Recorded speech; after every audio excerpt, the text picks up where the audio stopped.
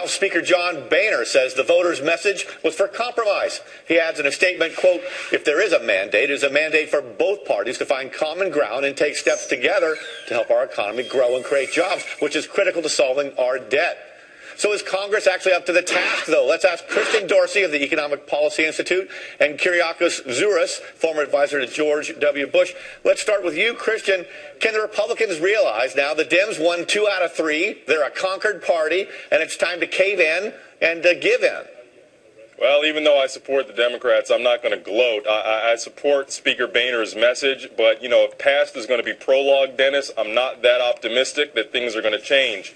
Arguably, the House is more conservative in the Republican caucus and more liberal in the Democratic caucus than it was in this past Congress, so it's hard to see how there's going to be a path for compromise unless Speaker Boehner really leads in a very different way. Okay. Kereakos, Obama seemed unwilling to sit down all that much. I think he might have passed Obamacare without a single Republican vote. Do you think Obama now is in a mood to work with the other side?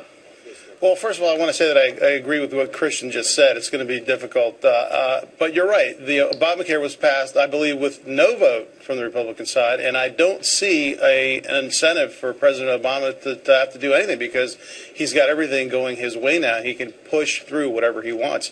And the parties are so divided on these issues.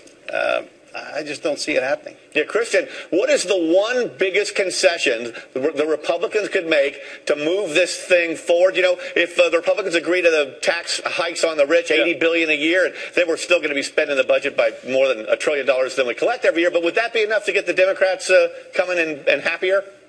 Dennis, I think you've hit the nail on the head. It's not necessarily tax increases on the rich per se, but it's the whole idea that revenue raising needs to be a part of a balanced approach to deficit reduction and fixing our fiscal ship. The fact that that has been taken completely off the table by Speaker Boehner and his caucus really makes it impossible to have any sort of a real approach to deficit reduction, let alone a bipartisan compromise. Kereakos have always felt like the tax hikes on the rich was more of a symbol than anything else because it's an $80 billion item per year and $1 trillion deficit per year. But you tell us, Kereakos, what's the one big concession Democrats could make to get Republicans moving forward? Well, you're right. Taxing the rich is hardly going to dent the problem that we have. And Speaker Boehner, look, the Republicans proposed we'll go along with, some tax increases, but you have to have some cuts in spending. They didn't say no, just no.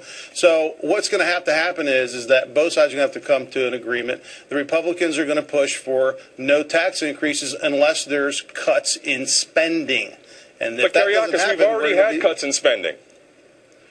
They're going to require cuts in spending for every tax dollar. Christian, if we've already had cuts in spending, how come we're spending $1.1 trillion more than we're going to take in this fiscal year? 1.5. Yeah, we got a lot to go on with that, but we already have had a Budget Control Act that has produced significant cuts in spending. The fact of the matter is, what we've had off the table are ways to increase revenue and to invest in job creation, and that's where I think the Republicans have to move a little bit. Okay, you know what I'd love, guys? I would love if Obama would move forward with a big tax cut across all income classes. Would that be great? But then again, you got to wish. Thanks very much for being with us, Christian Dorsey and Kereakos Zuras.